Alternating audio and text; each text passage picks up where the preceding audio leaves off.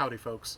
So instead of doing another video where I just swing weapons around and do martial arts, I thought we would chat about martial arts a little bit today, and we're going to talk about something that's a little bit specific. We're going to talk about what it's like to be a fat martial artist, rather specifically a fat dude martial artist.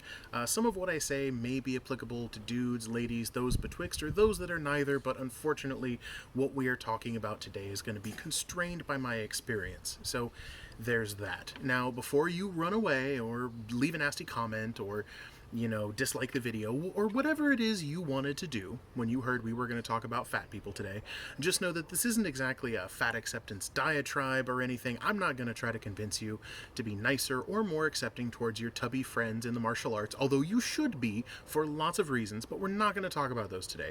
Today, I'm just going to be sharing some of the observations and experiences that I have had having been a fat martial artist for about 15 years now? It's been a little bit. Oh well.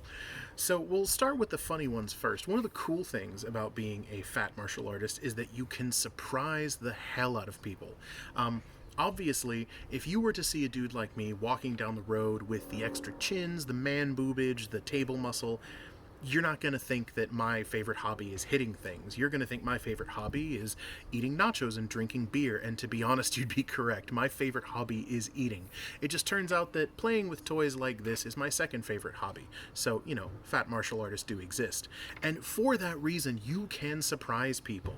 You walk into a dojo, perhaps you're new to that school, or perhaps some people just haven't met you there, and if you manage to start busting out head-high kicks, or if you start doing really well in matches, or if you're doing forms-based martial arts and your forms are crisp and on point, that can really surprise people. And it always kind of feels good to make people think twice when they look in your direction. It's a total ego boost. And I realize in the martial arts we're supposed to be trying to get away from the ego, but the ego exists, and sometimes it needs to be stroked, and that's one of those moments when the ego gets stroked quite nicely.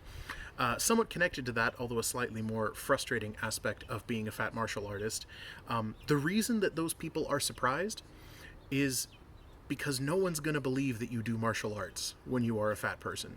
And of course, it's a little bit weird because if you're a fat person and you say you do martial arts, nobody really believes you at first. But if the skinny kid whose ribs can be seen through his t-shirt says that he does karate on the weekends, no one really bats an eye at that guy. They might think he's a little bit scrawny, they might not think he's super tough, but they're at least willing to believe that he does some kind of athletic thing. That's not generally the case for fat people. I mean, I can't tell you how many times someone's asked me what my hobbies are, and I mention that I do HEMA, or I've done Chinese martial arts, or whatever it is, and they kind of chuckle and go, "No, really? What do you really do? Play video games?" And it's like, well, yeah, I play video games, but I also swing staves and swords and spears and shit around in my free time. Again, fat martial artists do exist, and I realize that there is a type of physique that people are going to associate with the martial arts, and I realize that someone like me or someone bigger than me is not going to quite match that cookie cutter physique. But you can exercise and still be fat. I think if you ask any American, they will tell you that fairly quickly. So it is a little bit frustrating, yes, but it is understandable. If you meet a runner or a dancer, you're not expecting them to look like me, much less so a martial artist. But just keep in mind, just because they don't have a six-pack, it doesn't mean they can't kick you in the head and you're not going to be able to do anything about it.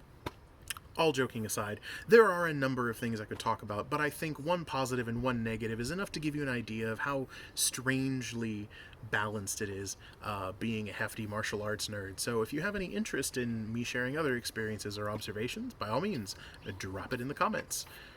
See you later.